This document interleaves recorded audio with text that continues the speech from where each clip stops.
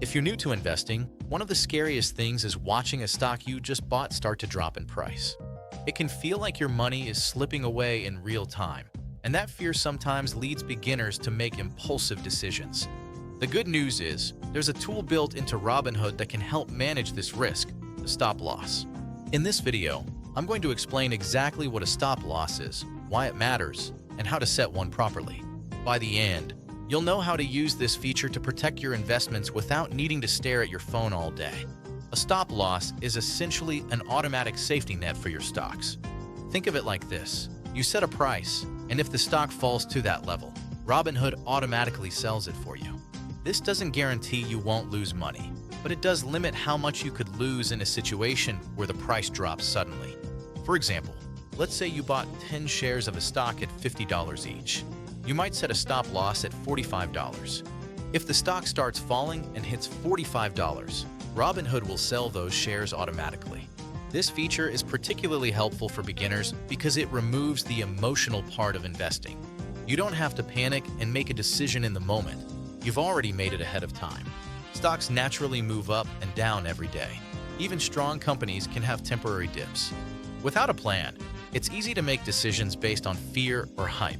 Stop losses help you stick to your plan, which is critical when you're learning how to invest. Here's another way to think about it. Imagine you're driving on a highway. You can't control every bump or turn in the road, but you can wear a seatbelt. A stop loss is like your seatbelt. It doesn't prevent bumps, but it protects you when things get rough. Setting a stop loss doesn't mean you're scared of losing. It means you're being intentional and disciplined about your investing. Now let's go step by step on how to set a stop loss in the Robinhood app. Open the stock you own in your portfolio. Tap the trade button. Select sell, because a stop loss is always a sell order. Change the order type to stop loss. Once you select stop loss, you'll be prompted to choose a price. This should be a level where you feel comfortable selling if the stock doesn't go as planned. Think about your risk tolerance. How much loss can you handle without panicking? After you set the price, review everything carefully, then submit the order. Double-check your number before confirming. It's easy to accidentally set a price that's way too high or too low if you're not careful. One of the most common mistakes is setting the stop loss too close to the current price. Stocks naturally fluctuate day to day.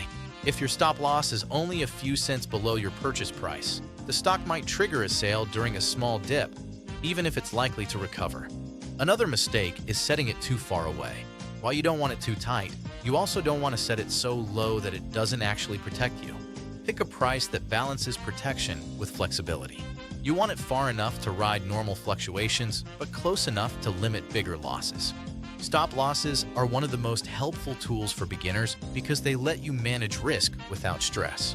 They give you a plan, reduce emotional decisions, and allow you to step away from the screen with confidence.